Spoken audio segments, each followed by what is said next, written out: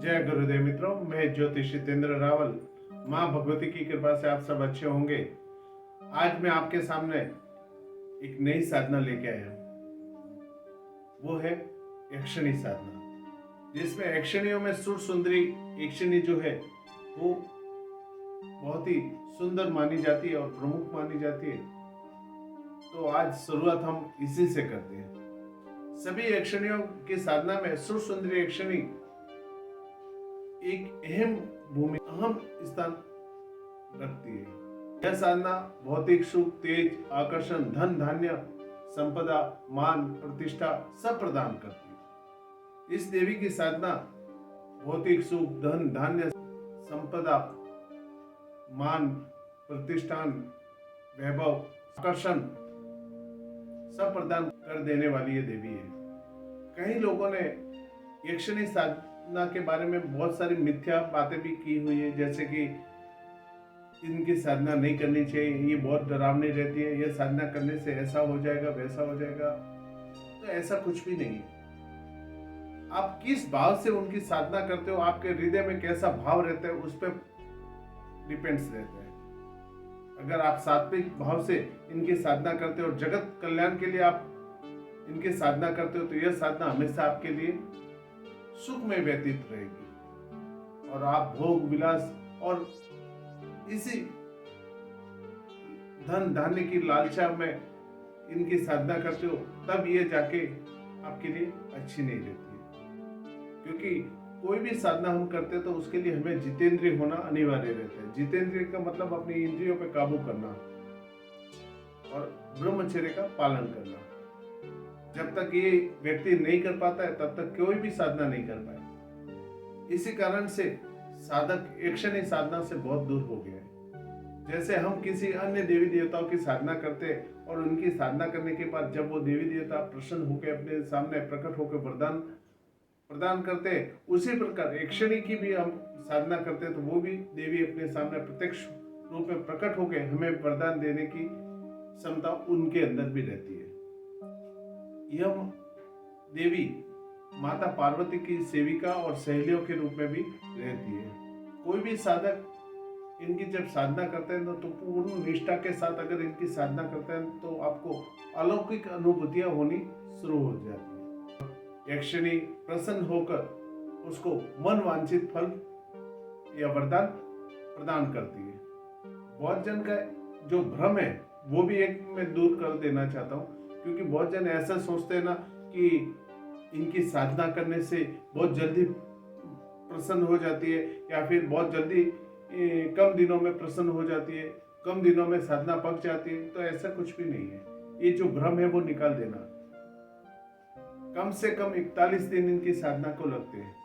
कम से कम 41 दिन इनकी साधना को लगते हैं। और 41 दिन की साधना जब व्यक्ति करता है ना, तो सुर सुंदरी उसके सामने प्रकट होकर उसको मन वांछित फल प्रदान करती है। जैसे कोई भी साधक आप प्रतिदिन किसी भी देवी देवता या साधना करते हो या मंत्र जप करते हो और एकाग्रचित से करते हो या फिर कई घंटों तक आप समय ध्यान में या फिर मंत्र जप में लगाते हो, तब आप ये साधना भी कर सकते हो। कारण इसके लिए क्योंकि जब तक आपको बैठने की क्षमता नहीं रहेगी तब तक आप साधना नहीं कर पाओगे।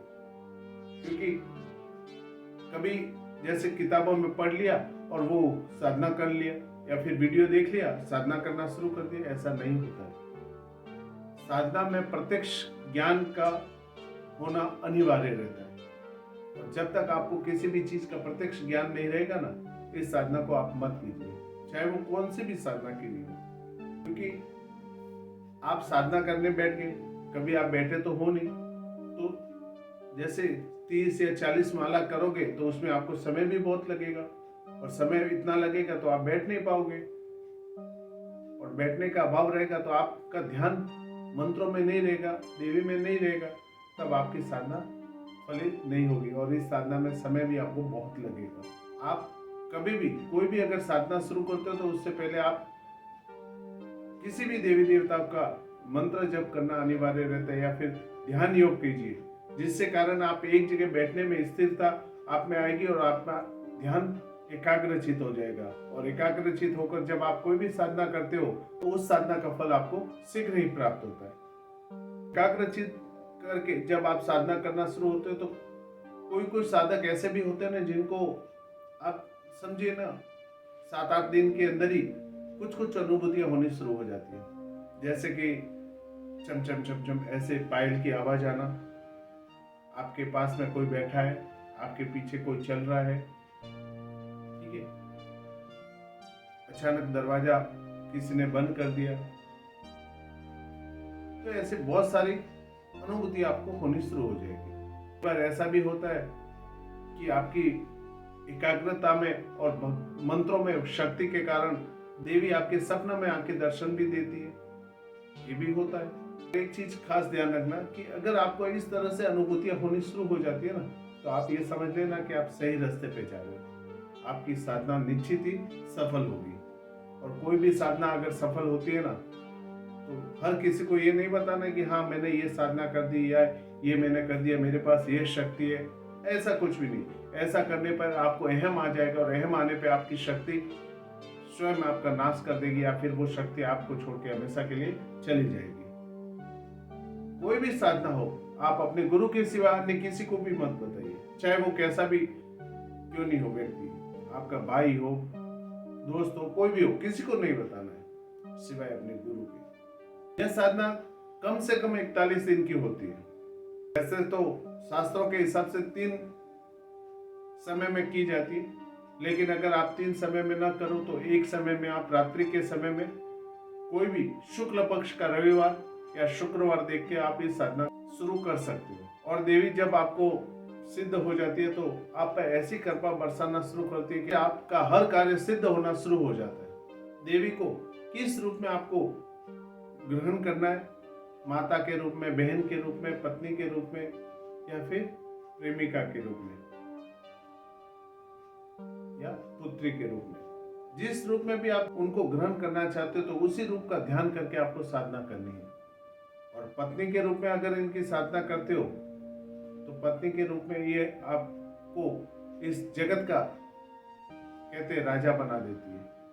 आप जो बोलोगे वो लोग सुनेंगे, आप में ऐसा आकर्षण पैदा कर देंगे। प्रेमिका के रूप में जो साधोगे तो उसमें काम भाव रहने के कारण फिर आप उस साधना को प्रत्यक्ष रूप में नहीं कर पाओगे। जैसे माता के रूप में तो ये माता की तरह ही एक माँ अपने पुत्र का जैसे ध्यान रखती है वैसे ही आपका ध्यान रखेगी।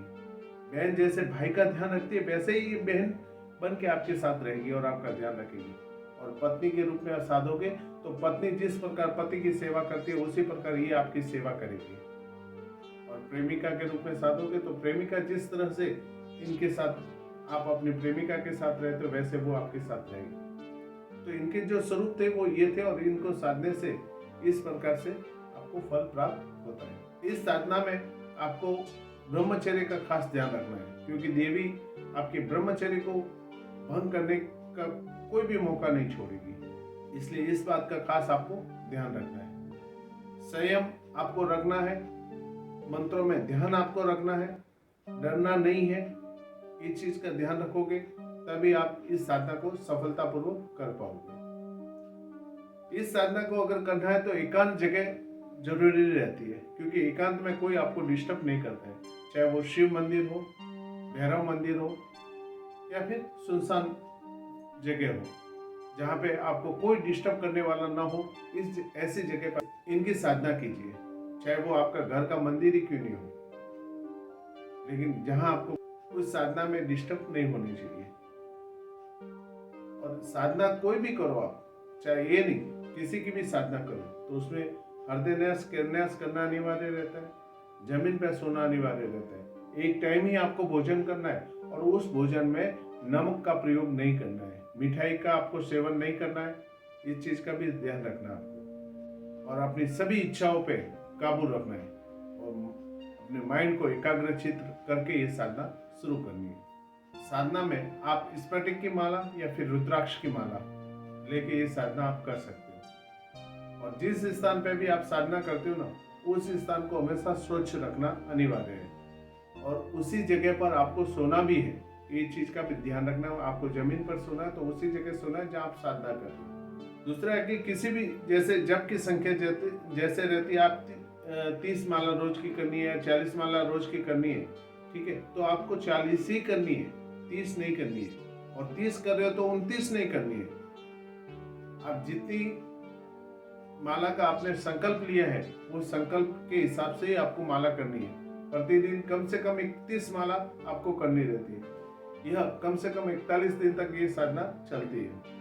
बहुत बार क्या होता है कि कोई भी साधक ये साधना करता है तो 20 दिन 21 दिन हो जाते हैं, फिर भी अनुभूतियां नहीं होती है। लेकिन घबराना नहीं है आपको। एकाग्रचित होकर इस साधना को कंपल्सरी कंटिन्यूटी आपको करनी जरूरी है। निराश होके आप इस साधना को बंद भी नहीं करना है, क्योंकि बंद करोगे तो इतनी मेहनत की उस पर पानी फिर जाएगा। पूर्व दिशा में आपको मुख करके बैठना है। चौकी पे लाल वस्त्र बिछाना है, वहीं पे लाल चावल से अष्टदल बना लीजिए। उस पे देवी का यंत्र या फिर देवी का फोटो स्थापन कर दीजिए, और साथ ही में देवी का यंत्र रखना अनिवार्य रहता है। साथ में अपने गुरु का फोटो और भगवान गणेश और भगवान शिव और यक्षराज कुबेर की पूजा करने के बाद ही आप देवी की पूजा करके फिर आप ये कार्य शुरू कर सकते हो। देवी को सफेद पुष्प अर्पण कीजिए, और यह साधना शुरू करने से पहले भगवान शिव के मंदिर में जाइए और देवी माता पार्वती और भगवान शिव की पूजा करके उनसे आशीष लेके फिर आप ये साधना शुरू कीजिए। क्योंकि सुर सुंदरी यक्षिणी माँ भगवती पार्वती की पूजा करने से अति प्रसन्न होती है और भगवान शिव की पूजा करने से अति प्रसन्न होती है। इसलिए इनकी साधना करने से पहले माँ पार्वती और भगवान शिव की पूजा करना अनिवार्य है। आप जितनी संख्या में रोज के जप करते हो तो उतनी संख्या में आपको दशांश श्रवण करना है, और दशांश श्रवण में आपको गुंगल और घी का प्रयोग ही करना है। आखिरी दिन में खीर का भोग बनाकर देवी को भोग लगाइए, और साधना के बीच में जैसे बहुत बार देवी आपका ब्रह्मचर्य भंग करने की कोशिश भी करेगी, लेकिन एक चीज ध्यान रखना, बीच में ऐसा भी होता है कि आपकी गोदी में बैठ जाए, तब भी आप अपने मंत्रों से मन को नहीं भटकाना है। और दूसरी चीज है कि आप जैसे साधना तो पूरी हुई नहीं है, 20-21 दिन ही हुए, और कभी कभी देवी उसका साधना भंग करने के लिए प्रत्यक्ष आ जाती है और कहती है बोलते रखो क्या चाहिए। तो उस समय आपको कुछ नहीं बोलना है, आप अपने मंत्रों में ध्यान देना है। या बीच में भी ये अगर आपसे कुछ जैसे मांगती है या कुछ बोलती है मैं चली जाऊंगी मांग, लेकिन आपको कुछ नहीं बोलना। आप जब तक मंत्र आपका पूर्ण नहीं होता तब तक आपको कुछ नहीं करना है, क्योंकि ये सब भ्रम रहता है। देवी नहीं होती है, वो जब पत्नी रूप में किसी साधक के साथ होती है ना, तो उस साधक को पर स्त्री को छूना भी नहीं और उसके प्रति बुरे भाव भी नहीं रखने। जैसे आप तो आपकी पत्नी अगर जैसे पराई स्त्री को सहन नहीं कर पाती, उसी तरह देवी भी पराई स्त्री को सहन नहीं करती है। इस बात का भी ध्यान रखना आपको। वो आपको रंग से राजा बना देगी। आप बोलोगे लोग आपको सुनना पसंद करेंगे, आपकी तरफ आकर्षित होंगे। इस तरह से वो शक्ति को प्रदान करती है। और जब 41वें दिन में देवी प्रकट होती है, और उस समय भी अगर आप समझिए कि 30 माला आपकी हो गई, 10 माला बाकी है, और वो आपको बोल रही है खोल आंख बता क्या चाहिए, तो जब तक आपकी 10 माला पूर्ण ना हो जाए तब तक आपको आंख खोलनी नहीं है। मतलब 40 माला का अगर आपका नियम है तो 40 माला जब तक पूरी ना हो तब तक आपको आंख नहीं खोलनी है। ये बात का भी ध्यान रखना है, अन्यथा आपकी साधना पे किए किराए पे पानी फिर जाएगा। क्योंकि अंत समय में ही देवी सबसे ज्यादा परीक्षा लेती है साधक की। जैसे कहते हैं ना कि सोने को तपा तपा के कुंदन बनाते, उसी तरह देवी ऐसी ऐसी परीक्षा लेगी कि उस साधक को हर प्रकार से विचलित करेगी। लेकिन फिर अगर ये विचलित नहीं होता है तब जाके वो देवी उसको प्रत्यक्ष रूप में दर्शन देती है और उसके सारे मनोरथ पूर्ण करती है। देवी अगर जैसे आपने विधि विधान से सही प्रकार से आपने मंत्र तो जप कर लिए, आपने कहीं त्रुटि भी नहीं की है, फिर भी देवी नहीं आई। तो तंत्र शास्त्र में भगवान शिव ने एक विधान और बताया गया है, वो है यह है कि देवी को क्रोध मंत्र से फिर पुकारा जाता है। जैसे कहते हैं ना ब्रह्मास्त्र, अगर ब्रह्मास्त्र किसी पे छोड़ दिया जाए तो वो कभी खाली नहीं जाता है। उसी प्रकार क्रोधित होकर आपने क्रोध मंत्र का जप कर दिया तो उस देवी को आपके सामने तत्क्षण प्रकट होना पड़ेगा, अन्यथा उस देवी की आंखें फूट जाएगी, उसके शरीर के टुकड़े टुकड़े हो जाएंगे और तत्क्षण उसकी मृत्यु हो जाएगी या नर्क लोक में वो हमेशा के लिए चली जाएगी। इसके लिए क्रोध मंत्र का उच्चारण तभी करना है जब आपके तरफ से कोई त्रुटि ना हो तब, अन्यथा ये अच्छा नहीं रहता है। 4 प्रकार से आप देवी के मंत्र है, उसमें से आप किसी भी मंत्र का जप कर सकते हो। मंत्र है एकादशाक्षर, द्वादशाक्षर, त्रयोदशाक्षर, चतुर्दशाक्षर।